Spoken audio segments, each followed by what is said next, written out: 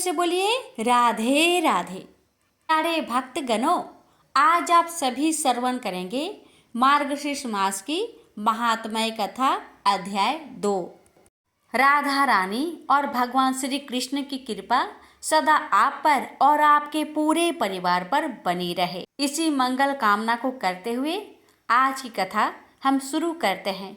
तो पहले श्रवण करते हैं श्री कृष्ण भगवान की पावन कथा, फिर श्रवण करेंगे महात्म्य कथा।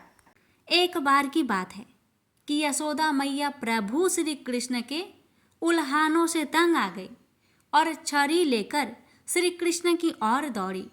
जब प्रभु ने अपनी मैया को क्रोध में देखा तो वह अपना बचाव करने के लिए भागने लगे। भागते भागते श्री कृष्ण एक कुम्हार के पास पहुँचे। कुम्हार तो अपने मिट्टी के घड़े बनाने में व्यस्त था, लेकिन जैसे ही कुम्हार ने श्री कृष्ण को देखा तो वह बहुत प्रसन्न हुआ। कुम्हार जानता था कि श्री कृष्ण साक्षात परमेश्वर है। तब प्रभु ने कुम्हार से कहा कि कुम्हार जी, आज मेरी मैया मुझ पर क्रोधित है। मैया छड़ी लेकर मेरे पीछे आ रही है, इसलिए भैया मुझे कहीं छुपा लो। तब कुम्हार ने श्री कृष्ण को एक बड़े से मटके के नीचे छिपा दिया। कुछ ही क्षणों में मैया यशोदा भी वहां आ गई और कुम्हार से पूछने लगी, क्यों रे कुम्हार, तूने मेरे कन्हैया को कहीं देखा है क्या? कुम्हार ने कह दिया, नहीं मैया, मैंने कन्हैया को कहीं नहीं देखा।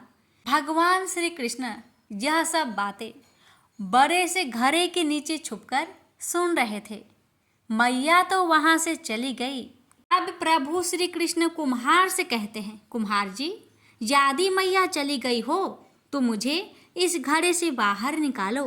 कुम्हार बोला, ऐसे नहीं प्रभु जी, पहले मुझे 84 लाख योनियों के बंधन से मुक्त करने का वचन दीजिए। भगवान श्री कृष्ण मुस्कुराए और कहते हैं, ठीक है, मैं तुम्हें 84 लाख योनियों से मुक्त करने का वचन देता हूँ। अब तो मुझे बाहर निकाल दो। कुम्हार कहने लगा, मुझे अकेले नहीं प्रभु जी, मेरे परिवार के सभी लोगों को भी 84 लाख योनियों के बंधन से मुक्त करने का वचन देंगे तो ही मैं आपको इस घड़े के नीचे से बाहर निकालूंगा। प्रभु जी कहते हैं, चलो ठीक है, उनको भी 84 लाख योनियों के बंधन से मुक्त होने का वचन देता हूँ। अब तो मुझे घड़े से बाहर निकाल दो। अब कुम्हार कहता है, बस प्रभु जी, बस एक विनती और है, उसे भी पूरा करने का वचन दे दीजिए तो मैं आपको घड़े से बाहर निकाल दूंगा। भगवान बोले, वो भी बता दो, क्या कहना चाहते हो? कुम्हार कहने लगा, प्रभु जी, जिस घड़े के नीचे आप छुपे हैं उसकी मिट्टी मेरे बैलों को ऊपर लाद के लाई गई है, इसलिए मेरे इन बैलों को भी 84 के बंधन से मुक्त करने का वचन दीजिए। भगवान ने कुम्हार के प्रेम पर प्रसन्न होकर उन बैलों को भी 84 के बंधन से मुक्त होने का वचन दिया। प्रभु बोले, अब तो तुम्हारी सब इच्छा पूरी हो गई, अब तो मुझे घड़े से बाहर निकालो। तब कुम्हार कहता है, अभी नहीं भगवान, बस एक अंतिम इच्छा और है, उसे भी पूरा कर दीजिए। और वह यह है, जो भी प्राणी हम दोनों के बीच के इस संवाद को सुनेगा उसे भी आप 84 लाख योनियों के बंधन से मुक्त करेंगे। बस यह वचन दे दीजिए तो मैं आपको इस घड़े से बाहर निकालूंगा। कुम्हार की प्रेम भरी बातों को सुनकर प्रभु श्री कृष्ण बहुत खुश हुए और कुम्हार की इस इच्छा को भी पूरा करने का वचन दिया।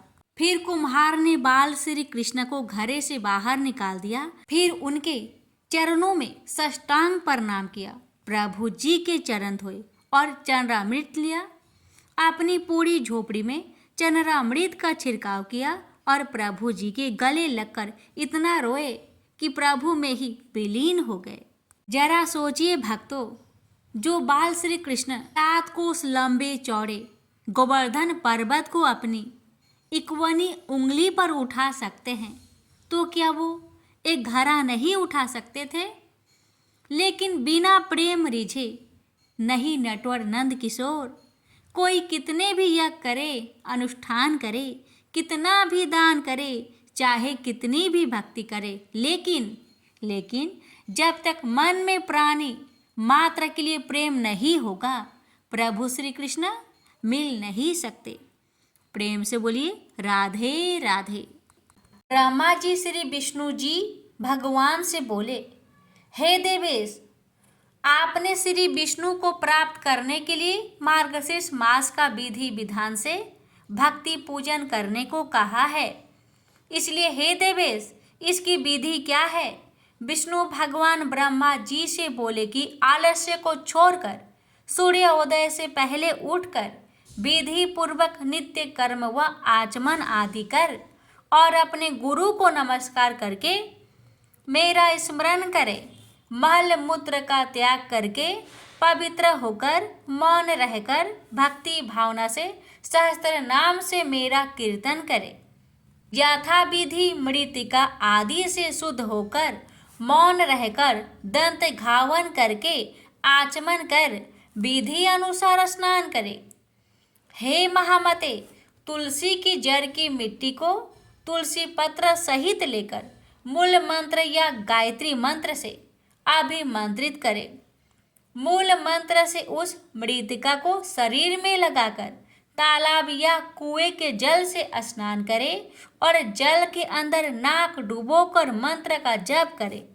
उस जल में स्नान करते समय तीर्थ स्थल की कल्पना करते हुए विद्वान मंत्र जप करे। मूल मंत्र ओम नमो नारायण, यह अष्टाक्षर मंत्र विष्णु भगवान का है। पवित्र होकर अपने सामने चारों ओर हाथ में कुशा को लेकर आचमन करे। शुद्ध जल से स्नान करके विद्वान कल्पना करते हुए इस मंत्र से जप करे। तुम विष्णु पाद से प्रकट हुए हो, अतएव तुम वैष्णवी हो और तुम विष्णु देवता हो। तुम मेरी रक्षा करो। जन्म से मरण प्रयत्न तुमको नमस्कार है। वायु देवता को 3.5 कोटि तीर्थ कहा गया है। हे जाह्नवी, जो स्वर्ग और अंतरिक्ष में है वे सब तुम्हारे जल में वास करते हैं। तुम्हारा नाम नंदिनी है और देवताओं के यहाँ नीलिनी नाम है। दक्ष पुत्री विहगा, आकाश गंगा, वैष्णवगा, संसार गामिनी, ये नाम योगी लोग कहा करते हैं।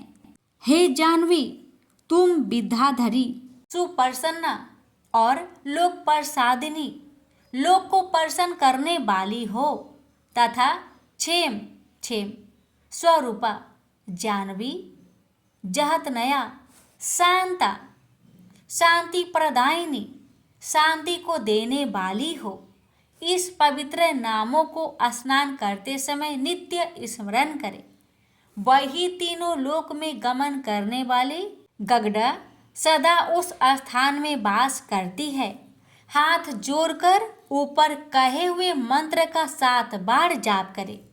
जल में अंजलि लगाकर पुनः 3, 4, 5, 7 बार स्नान करें। उसी प्रकार मिट्टी को भी अभिमंत्रित करके शरीर में लगावे। मृतिका का मंत्र है स्वकांते, अर्थात हे मृतिके, तुम घरों से कांत हो, अर्थात तुम्हारे ऊपर घोड़ा चला करता है। हे रथ कांते, अर्थात तुम्हारे ऊपर रथ चला करते हैं। हे विष्णु कांते, अर्थात श्री विष्णु भगवान के चरण कमलों से 3 लोक को नापने वाले। हे वसुंधरे, अर्थात रत्नों को धारण करने वाली। हे मृतिके, जो मैंने पाप किए हैं उन पापों को नाश करो। हे मृतिके, सैकड़ों बाहु वाले श्री कृष्ण ने वराह रूप से तुमको ऊपर उठाया है। हे सुब्रते, तुम समस्त प्राणियों के उत्पत्ति स्थान हो, तुमको नमस्कार है।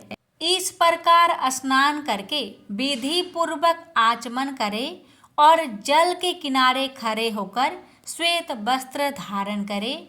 आचमन करके देवता पितर ऋषियों का तर्पण करें और वस्त्र को पहनकर तर्पण की धोती को निचोड़े। हे द्विज श्रेष्ठ, वैष्णव लोग मंत्र से अभिमंत्रित करके ललाट पर शुद्ध मृतिका को लगावे, आलस्य रहित होकर यथासंख्य ऊर्ध्व पुंड तिलक धारण करे। हे ब्राह्मण, ब्राह्मण सदा 12 पुंड धारण करे। हे पुत्र, क्षत्रिय लोग 4 पुंड को धारण करे और वैष्णव लोग 2 पुंड को धारण करे, तथा स्त्री और क्षुद्र को 1 पुंड कहा गया है। मस्तक, उदर, वक्ष स्थल, कंठ, दोनों कोख, दोनों कान, पीठ, त्रिक अर्थात रीढ़ में, पीठ के नीचे भाग में और सिर पर धारण करें। हे अनंग, ब्राह्मण को सदा बाहर तिलक धारण करने को कहा है और क्षत्रिय ललाट यानी मस्तक में, हृदय में और दोनों भुजाओं में धारण करे। वैश्य लोग ललाट में और हृदय में धारण करे तथा स्त्री और क्षुद्र लोग केवल ललाट में धारण करें। ललाट में केशव का, उदर में नारायण का ध्यान करें, वक्ष स्थल में माधव का, कंठ में गोविंद का, दक्षिण कोख में विष्णु का, बाहु में मधुसूदन का, कानों के मूल भाग में त्रिविक्रम का, वाम पर्श में वामन का, वाम बाहु में श्रीधर का, कान में ऋषिकेश का, पीठ में पद्म नाम का, त्रिक रीढ़ में दामोदर का न्यास करे और हाथ धोकर जल को वासुदेव का स्मरण कर सिर पर धारण करे। इस प्रकार ब्राह्मण धारण करे। अब क्षत्रिय के लिए निश्चय करे। प्रथम ललाट में केशव का, हृदय में माधव का, हे वत्स दोनों बाहुओं में मधुसूदन का स्मरण करे। यह विधि क्षत्रिय के लिए है। अब वैश्य का कृत्य सुनिए। ललाट में केशव का, हृदय में माधव का ध्यान करे। स्त्री और क्षुद्र ललाट में केशव का ध्यान करे। इस विधि से हमारी प्रसन्नता के लिए पुंडों को धारण करे। श्याम वर्ण का तिलक शांति को देने वाला है और बस में करने के लिए रक्त वर्ण का तिलक करे। पीत वर्ण का तिलक करने से लक्ष्मी प्राप्ति होती है और श्वेत वर्ण का तिलक करने से मोक्ष होता है। इन तिलकों को एकांतवासी होकर महाभाग लोग समस्त लोक के हित में रत रहने वाले धारण करते हैं। बीच में छिद्र छोड़कर विष्णु चरण की आकृति के समान पुंड को धारण करे। मध्य में छिद्र से युक्त तिलक को हरि मंदिर कहते हैं। ऊपर को उठा हो, सुंदर हो, सीधा हो, पतला हो, पार्श्व भाग सुंदर हो और मन को मुक्त करने वाला हो, यह उत्तम तिलक कहा गया है। और जो बिना छिद्र का तिलक धारण करते हैं वे द्विजों में अधम है, और जो द्विजों में अधम बिना छिद्र का ऊर्ध्व पुंड को धारण करते हैं वे तिलक मैं लक्ष्मी के साथ स्थित मुझको अलग करते हैं। और ललाट में कुत्ता को पैर लगाते हैं, इसमें कुछ भी संचय नहीं है, इसलिए छिद्र युक्त पुंड को धारण करे। यदि बड़ा छिद्र हो तो उत्तम कहा गया है। ब्राह्मण लोग हरि के सालोक्य पद प्राप्ति के लिए सदा इस तिलक को धारण करें। प्रेम से बोलिए राधे राधे। यहीं पर मार्गशीर्ष महात्म्य कथा अध्याय 2 समाप्त हुआ। प्यारे भक्तों, अब आप श्रवण करेंगे रविवार सूर्य नारायण की व्रत कथा। अटपट नगरी का एक गरीब ब्राह्मण लकड़ियों और घास के लिए हर रोज जंगल में जाया करता था। एक दिन उसने वहां वन देवियों को सूरज भगवान की पूजा करते हुए देखा। सूर्य नारायण के आह्वान का उनका अनुष्ठान अनूठा था। ब्राह्मण ने साहस जुटाकर उनसे पूछा कि ये क्या कर रहे हैं आप लोग। तब उन्होंने उत्तर दिया, यह सूर्य नारायण का अनुष्ठान है। ब्राह्मण ने कहा, मुझे भी इसकी विधि बताइए। तब वन देवियों ने कहा, नहीं, यह बहुत शक्तिशाली अनुष्ठान है। यदि हम तुम्हें सिखा देंगे तो संभवतः तुम अहंकारी हो जाओगे और इसे विधि पूर्वक न करोगे। ब्राह्मण ने वचन दिया, नहीं नहीं, मैं ऐसा बिल्कुल नहीं करूँगा। मैं विनम्रता पूर्वक संपूर्ण विधि का भली भांति पालन करूंगा। तब वन देवियों ने कहा, उसे अनुष्ठान की विधि समझाई कि रविवार को चंदन सार से सूर्य नारायण का चित्र बनाकर उसे पुष्प और फल अर्पित करे। उसके बाद 6 महीने तक हर रविवार को वह ऐसा ही करे। फिर उसके अगले 6 महीने गरीबों को दान करे। ब्राह्मण घर गया और रविवार से अनुष्ठान प्रारंभ कर दिया। उसके अनुष्ठान से सूरज भगवान बहुत प्रसन्न हुए। धन धान्य से ब्राह्मण का घर भर गया। उसे बहुत प्रसिद्धि प्राप्त हुई। एक दिन रानी ने उसे बुलवाया। राजमहल में जाते समय भय से उसकी टांगे कांप रही थी। रानी ने उसे बैठने को आसन दिया और सहृदयता से कहने लगी, डरने की कोई बात नहीं है। हमने आपको इसलिए बुलाया है कि हम चाहते हैं आप अपनी बेटियां हमें दे दे। ब्राह्मण सिसकते हुए कहा, मेरी बेटियां बहुत तंगी में बड़ी हुई है। राजवंश में उनके साथ चाकरों के समान आप व्यवहार करेंगी।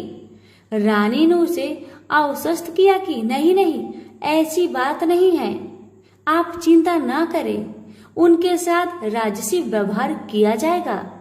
एक का राजा से विवाह होगा और दूसरी का मंत्री से होगा। ब्राह्मण ने खुशी खुशी रानी का प्रस्ताव स्वीकार कर लिया। शीघ्र ही विवाह हो गए और ब्राह्मण की बिटिया ससुराल चली गई। पूरे 12 बरस ब्राह्मण उनसे मिलने नहीं आया। वह अपने काम और काज में और अनुष्ठान में व्यस्त रहता था। तथा 12 बरस बाद उसने बेटियों से मिलने की सोची। पहले वह बड़ी बेटी के पास गया। बड़ी बेटी राजा से ब्याही थी। बेटी ने पिता को रत्न जड़ित चौकी पर बिठाया। सुगंधित जल से उनके हाथ पैर धुलवाए और मिठाई परोसी। ब्राह्मण ने कहा, जलपान से पहले तुम मेरी कथा सुनोगी? पर बेटी ने कहा, नहीं बाबा, आज मुझे अवकाश नहीं। महाराज अखेट के लिए प्रस्थान करने वाले हैं। मुझे उनके खाने की व्यवस्था करनी होगी। ब्राह्मण को उसका व्यवहार बहुत अशिष्ट लगा। वह क्रोध होकर वहां से चल पड़ा। ब्राह्मण वहां से छोटी बेटी के पास गया जो कि मंत्री से ब्याही गई थी। बेटी पिता को देखकर बहुत प्रसन्न हुई। बेटी ने उसे नक्काशीदार चौकी पर बिठाया। सुगंधित जल से हाथ पांव धुलवाए और उनके खाने के लिए मिठाई लेकर आई। ब्राह्मण ने कहा, बेटी, जलपान से पहले तुम्हें मेरी कथा सुननी होगी। बेटी ने कहा, हाँ अवश्य बाबा, कथा सुनकर मुझे प्रसन्नता होगी। यह कहकर वह घर के भीतर जाकर 6 मोती लेकर आई। 3 मोती पिता के हाथ पर रखे और 3 अपने हाथ में रखे। यह कथा ब्राह्मण ने आज से पहले किसी को नहीं सुनाई थी। उसने बेटी को बताया कि कैसे वह वन देवियों से मिला और कैसे उन्होंने उसे सूर्य नारायण का अनुष्ठान पूजन विधि बताया। बेटी ने एक एक शब्द को बड़े ध्यान से सुना। फिर ब्राह्मण ने मुदित मन से जलपान ग्रहण किया और घर लौट आया। पंडिताइन ने बेटी की कुशल क्षेम पूछी। ब्राह्मण ने उसे सारी बातें बताई और कहा कि बड़ी वाली मेरी बेटी ने मेरी कथा नहीं सुनी, उसे इसका फल भुगतना पड़ेगा। और वही हुआ। उसका पति सेना लेकर दूसरे राज्य पर आक्रमण करने गया था और वापस नहीं लौटा, पर दूसरी बेटी ने उसकी कथा सुनी थी, सो वह सुखी थी। उसकी स्मृति दिनों दिन बढ़ती गई। दुर्भाग्य से बड़ी बेटी का पिंड नहीं छोड़ा। उसके लिए एक एक दिन काटना दूभर हो गया था। एक दिन उसने अपने बड़े बेटे से कहा, घर में कुछ नहीं है, अपनी मौसी के पास जाओ और कोई उपहार लेकर आओ। वह जो दे घर ले आना। अगले रविवार को राजकुमार मौसी के घर गया। वहां वह तालाब पर गया और स्नान करने आई औरतों से पूछा, तुम किसके यहाँ काम करती हो? उन्होंने उत्तर दिया, हम मंत्री की पत्नी की दासियां हैं। राजकुमार ने कहा, अपनी मालकिन से जाकर कहो कि उनकी बहन का बेटा आया है। ये भी कह देना कि उसके कपड़े फटे हुए हैं, इसलिए वो उसे पिछले दरवाजे से महल के भीतर आने दे। आसिया उसे पिछले दरवाजे से भीतर ले गई। मौसी ने उसके नहाने के लिए सुवासित जल रखवाया, पहनने को नए कपड़े दिए और राजसी भोज करवाया। फिर उसने बेटे को मोहरों से भरा हुआ कद्दू दिया। वह चलने लगा तो मौसी ने कहा, इसे संभाल कर ले जाना, कहीं खोना मत। पर रास्ते में सूर्य भगवान ने माली के भेष धारण करके मोहर से भरा हुआ कद्दू चुरा लिया। वह घर पहुंचा तो माँ ने उससे पूछा कि मौसी ने तुम्हें क्या दिया। राजकुमार ने खाली हाथ दिखाते हुए कहा, जो भाग्य ने दिया वह कर्म ने छीन लिया। मौसी ने जो दिया वह रास्ते में खो गया। अगले रविवार को रानी ने दूसरे बेटे को भेजा। वह भी शहर के तालाब पर गया और नहाने धोने आई औरतों से पूछा, तुम कहाँ काम करती हो? औरतों ने कहा, हम मंत्री की पत्नी की दासियां हैं। अपनी मालकिन से कहो कि उसकी बहन का बेटा आया है। और उसे भी पिछले दरवाजे से भीतर ले जाया गया। नहाने और नए कपड़े पहनने के बाद राजकुमार ने भोजन किया। वह चलने लगा तो मौसी ने उसे मोहर से भरी हुई खोखली छड़ी दी और बोली, इसे संभाल कर ले जाना, कहीं खोना मत। रास्ते में सूरज भगवान ग्वाले का रूप धरकर आए और उसकी छड़ी चुरा लिए। वह घर पहुंचा तो रानी ने उससे पूछा कि मौसी ने तुम्हें क्या दिया? राजकुमार ने खाली हाथ दिखाकर कहा, जो भाग्य ने दिया वह कर्म ने छीन लिया। तीसरे रविवार को रानी ने तीसरे बेटे को भेजा। वह भी सीधे तालाब पर गया। मौसी ने उसकी भी वैसे ही खातिरदारी की। उसे नहलवाया, कपड़े दिए और खाना खिलाया। चलते समय उसने उसे मोहर से भरा हुआ खोखला नारियल दिया और कहा, इसे संभाल कर ले जाना, खोना मत। रास्ते में राजकुमार कुएं की जगह पर सुस्ताने के लिए रुका। जैसे ही उसने नारियल जगत पर रखा, वह लुढ़क कर कुएं में गिर गया। छपाक। वह घर पहुंचा तो रानी माँ ने पूछा कि वह क्या लाया है। राजकुमार ने जवाब दिया, जो भाग्य ने दिया वह कर्म ने छीन लिया। चौथा राजकुमार गया, तभी वही हुआ। उसे मोहर से भरा हुआ कुल्हड़ मिला, जिसे सूर्य नारायण चील बनकर झपट ले गए। पांचवें रविवार को रानी खुद गई और जाकर तालाब पर खड़ी हो गई। छोटी बहन उसे खुद लेने के लिए आई और पिछले दरवाजे से घर में ले गई। नहलाने के बाद बताया कि उसकी विपत्ति का कारण यह है कि उसने बाबा की कथा सुनने से मना कर दिया था। फिर उसने दीदी को पूरी कथा सुनाई। रानी ने बहुत ध्यान से कथा सुनी और रविवार व्रत करने तक बहन के पास ही रही। और दोनों बहनें बहुत ही श्रद्धा भक्ति के साथ सूरज भगवान की आराधना करती। रानी का अनुष्ठान पूरा भी नहीं हुआ था कि उसके दिन फिर गए। से समाचार मिला कि बरसों की युद्ध के बाद उसके पति विजयी होकर अकूट धन लेकर साथ लौट रहे हैं। राजधानी लौटते हुए राजा अपनी साली और बहू से मिलने के लिए वहां रुका। जब उसने सुना कि उसकी रानी भी यही है, तो उसे लेने के लिए उसने पालकी और कुछ दासियां भेजी। नन्हे भांजे चिल्लाते हुए रानी के पास आए और कहने लगे, मौसी मौसी, तुम्हें लेने के लिए छत्र वाली पालकी आई है। साथ में हाथी, घोड़े और सैनिक भी है। सब देखने के लिए बाहर भागे। बरसों की विरह और व्यथा के उपरांत राजा और रानी ने एक दूसरे का हालचाल पूछा। बहनों ने एक दूसरे को मूल्यवान उपहार और रेशमी वस्त्र दिए। अगले दिन राजा और रानी ने अपने राजधानी के लिए प्रस्थान किया। पहले पड़ाव पर जब खाना बन गया तो रानी ने राजा के लिए और अपने लिए थाल परोसे। तभी उसे बहन से सुनी हुई कथा याद आई। उसने नौकरों को आदेश दिया कि वे पास के गांव में जाए और किसी निर्धन को लाए जो भूखा हो।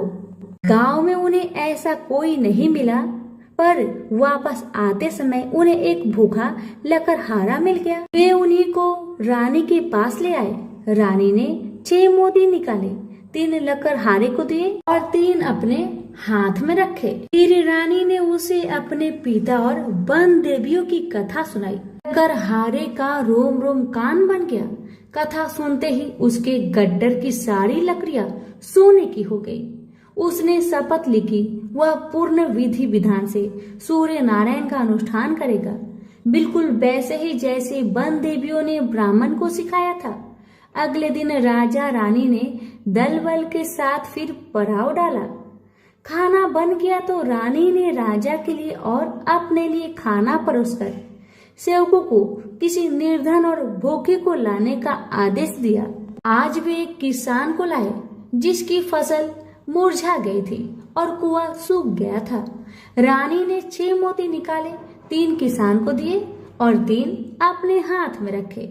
फिर उसने उसे अपने पिता और वन देवियों की कथा सुनाई। कथा संपूर्ण होने से पहले ही उसकी फसल फिर से हरी भरी हो गई और सूखे कुएं में पानी भर आया। वापस जाते समय उल्सित किसान ने शपथ ली कि वह संपूर्ण विधि विधान के साथ सूर्य नारायण का अनुष्ठान करेगा, जैसा कि वन देवियों ने ब्राह्मण को सिखाया था। तीसरे पड़ाव पर रानी ने एक बुढ़िया को सूरज भगवान की कथा सुनाई। बुढ़िया का बेटा जंगल में खो गया था, दूसरा तालाब में डूब गया था और तीसरा सांप काटने पर मर गया था। रानी की कथा सुनते ही बुढ़िया के तीनों बेटे एक एक करके पड़ाव पर आ गए। बुढ़िया खुशी के आंसू बहाते हुए वहां से गई। उसने प्रण किया कि वह सूरज भगवान की उसी विधि से आराधना करेगी जो वन देवियों ने ब्राह्मण को सिखाया था। चौथे पड़ाव पर रानी के चाकर एक हाथ पांव विहीन आदमी को लाए। उसकी आंखें इतनी कमजोर थी कि उसे मुश्किल से ही कुछ दिखता था, यहाँ तक कि उसका कोई नाम भी नहीं था। लोग उसे लोथ कहते थे।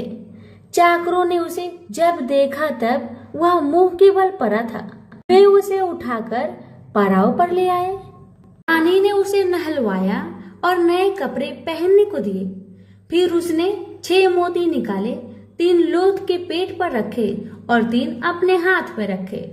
फिर उसने उसे अपने पिता और वन देवियों की कथा सुनाई। अपाहिज आदमी ने पूरा श्रद्धा से कथा को सुना। कथा सुनते ही उसके हाथ पैर निकल आए और इसके आंखों की ज्योत भी लौट आई। वो भी जाते समय अति प्रसन्न होकर गया। उसने शपथ लिया कि वह सूर्य नारायण की विधि पूर्वक आराधना करेगा, जैसे कि वन देवियों ने ब्राह्मण को बताया था। अगले दिन राजा और रानी अपनी राजधानी पहुंच गए।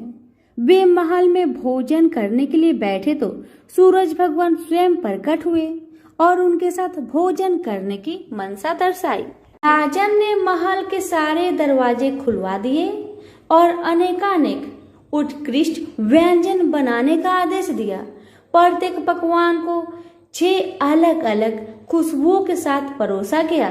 सूर्य नारायण और राजा खाने के लिए बैठे। सूर्य नारायण को पहले कौर में ही एक लंबा वाल दिखा। वह क्रोधित होकर चिल्लाए, यह किस अधम स्त्री का वाल है? रानी भय से पीली पड़ गई। उसे याद आया कि अपनी विपत्ति के 12 वर्षों में वह उल्टे के नीचे बैठकर कंघी किया करती थी। संभवतः वह उसी का बाल है। वह सूरज भगवान के पैरों में गिर पड़ी, पर सूरज भगवान ने उसे माफ नहीं किया। अंततः रानी ने मोटी मोटी कंबल ओढ़ी, उल्टी में से एक एक लकड़ी निकाली और उस लकड़ी और बाल को शहर के बाहर ले जाकर अपने बाएं कंधे के ऊपर से फेंका।